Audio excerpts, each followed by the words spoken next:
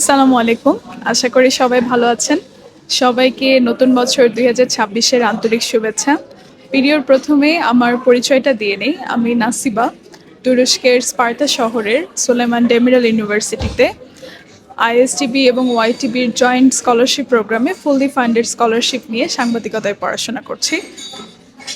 আজকে আসলে ২০২৬-এর প্রথম প্লট টুইস্ট হচ্ছে কন্টেন্ট ক্রিয়েশনের জন্য ছোটোখাটো একটা প্রচেষ্টা শুরু করতে যাচ্ছি।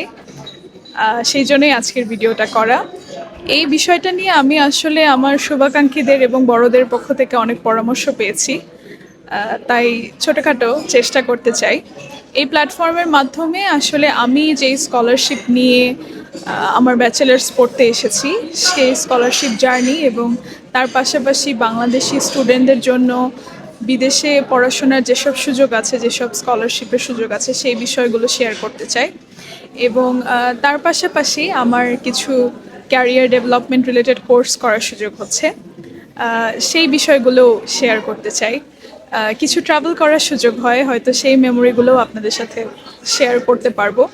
আসলে এই প্ল্যাটফর্মের মূল উদ্দেশ্য পারফেকশনকে প্রমোট করা না, প্রোগ্রেসকে প্রমোট করা।